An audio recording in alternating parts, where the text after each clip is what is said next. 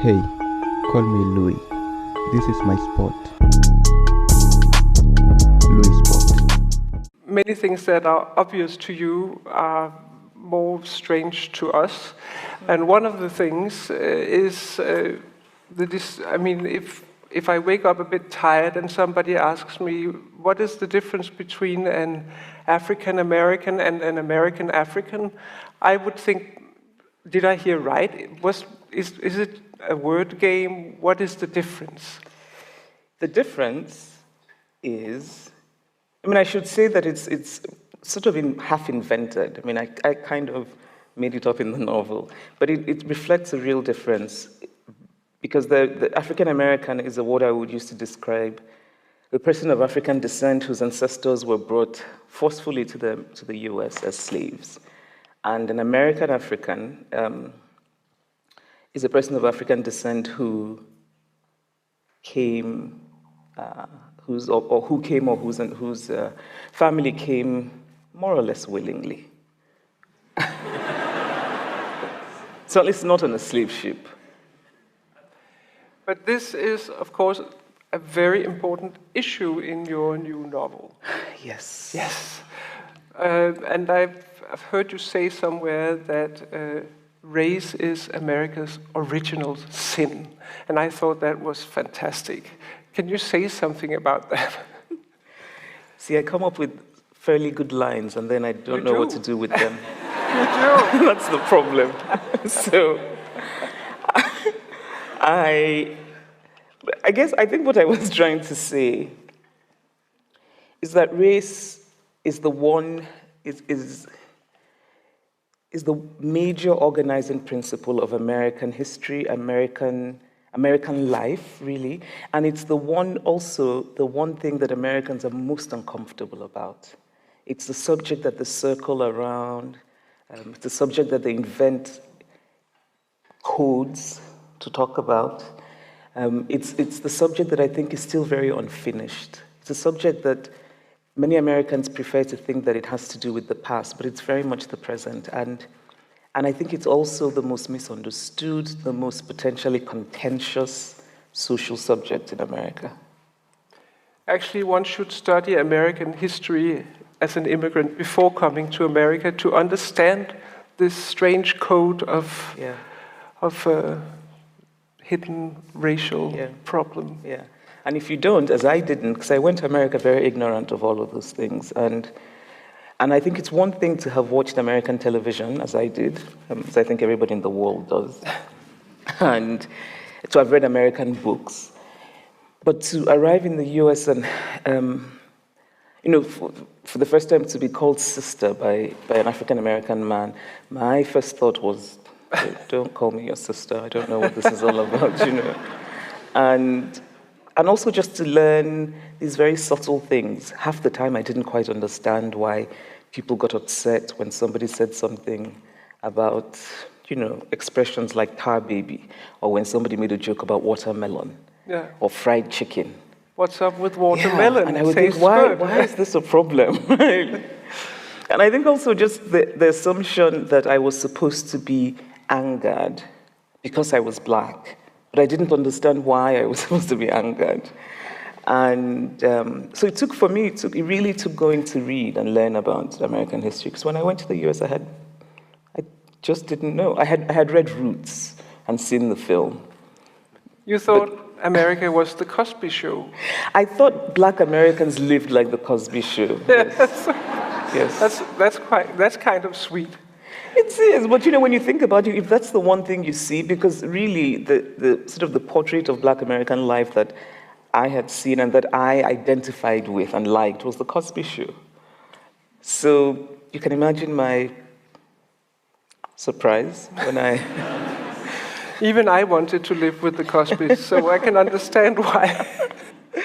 I wanted to, because a lot of it came from my own experience, which is that I have spent way too much time in African hair braiding salons over the past 15 years, and I'm fascinated by it. It's a subculture for me. I think it says a lot. It goes beyond hair. I mean, I think hair is important, but it goes beyond hair, and it says a lot about immigration, about what it means to be African outside of Africa.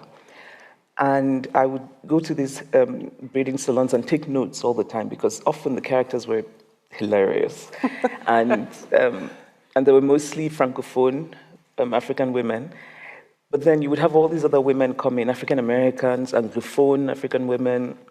The rare white woman who wanted to do a Bo Derek hairstyle.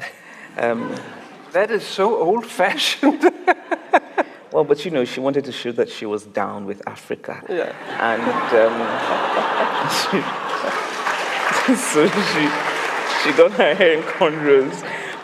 And I would be fascinated by it because I would also I always sensed, maybe because I romanticized too much, but there was always for me also a kind of beautiful sadness about watching these women who were making new lives, but also were putting on and taking off different versions of themselves.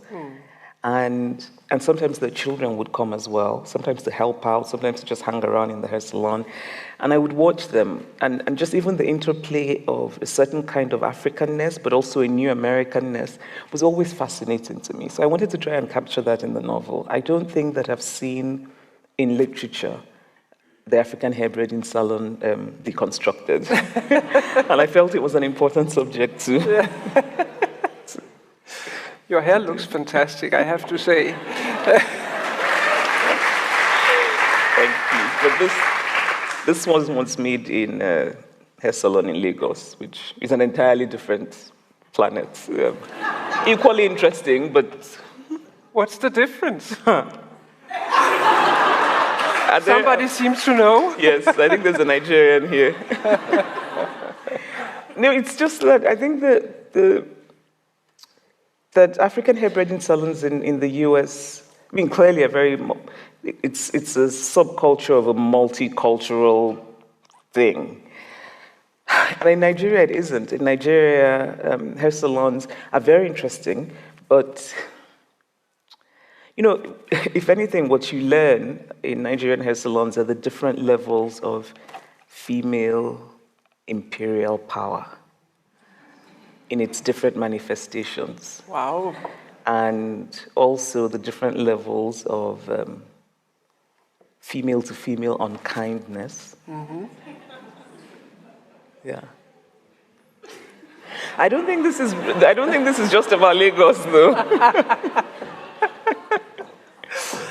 Anyway, it's difficult not to talk about hair, not just because yours is put up in such a fantastic way, but it does really play a role in the novel, and there is a lot about hair that I didn't know. I mean, it's not that I don't struggle with my hair, and I did make an effort tonight, but I will. But I will tell you that the thing about wigs, for instance, I had no idea. Yeah. And the thing about the burns and the whole hassle that it is was kind of, you laugh because, No. How would I know? Exactly. But I'm pleased to hear that. Yeah. And I've heard that from many people. And I laugh only because really I'm happy to hear that. Because then how would you know? And I think even that says a lot about one of the I guess, points I wanted to make with this novel, which is that the hair of Black women is so little understood and so little known that it's very easy to attach assumptions to it. And it's easy, for example, to say that a woman doesn't look professional because she has her hair in a certain way. But if you understand that maybe that's the way her hair grows on her head, and she doesn't want to have to put chemicals in it to look professional, and that even the very definition of professional is something that's based on an ideal that isn't a Black woman's. Right? So it's really that the world. It's really that, so when people say to me, oh, I didn't know this, I think, well, I'm pleased because I really do believe in the importance of cross-cultural conversations. I think that It's the way to better understanding. It's the way. A friend of mine who read this book, and who's a dear close friend, and who's an Englishman, a white Englishman, and he said, after he read it, he said the thing that most struck him, he said, I didn't know Michelle Obama's hair doesn't grow like that.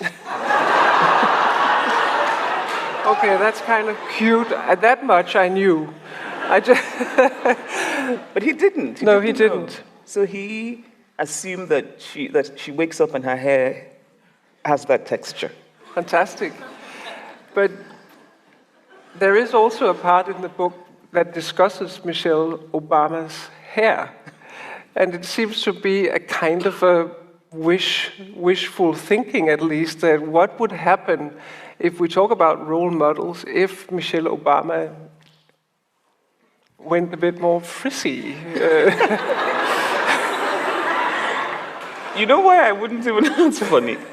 I wouldn't call it going a bit more frizzy. I would call it if she stopped the straightening. Yeah. Because the frizzy, it's actually her. That's how if she stopped the straightening, it was something wishful. I mean, it wasn't at all, because I really adore Michelle Obama. I know you do. And for me, she's an example of a black woman, who is very keen to she fits all the definitions of mainstream black respectability. You have to straighten your hair, and even the kids now have to straighten their hair. And I wonder, are they doing it with a relaxer or with heat? And I worry about how uncomfortable it must be for the poor kids. But I think for me, really, it was just a larger question of, if Michelle Obama had natural hair, Barack Obama would not have won. He would not have won. It's true. I mean, it's sad and it seems shallow, but it is true. Because particularly in America, there are all of these assumptions attached to natural black hair. If Michelle Obama had dreadlocks or an afro or cornrows, she might be thought to be radical, Black Panther, difficult. Or a jazz singer. Oh, yeah. Well, yeah, and that's also not good for presidents. No. It's rather shocking. I mean, we can make fun of it, but it's really sad. I think it is very sad. I think it is very sad. So you have a black president, but we're not all there. You can't be too black. No. There are ways, because when you think about it as well, I mean, even the kind of enthusiasm and joy that we had, that many people in the world had, when Barack Obama became president, I think in itself was a statement about I mean, why were we so happy? Yeah. Well, obviously, because he was the first. Right. But I mean, I think that for me at some point, and I was one of the happy ones as well, I was in Nigeria with my friends, and we stayed up late to watch it. But you sort of being objective and stepping back, I'm thinking, why are we so happy? We're happy that he's the first, but it seemed to me that our joy sometimes clouded the larger point, which is, it's also a statement of how deeply exclusionary American society still is. That we're so excited about the black man finally being, 300 years after black people have been in America, a black man is finally the president, and we're so excited. And I'm thinking, I just wish that our joy had been tempered by a kind of reflection about what this says about race today. The reflection came afterwards. Now they don't like him. Yeah, but it's not even about, I mean, No. The reflection is more about, we wanted you to be Jesus Christ and you're not. Yeah.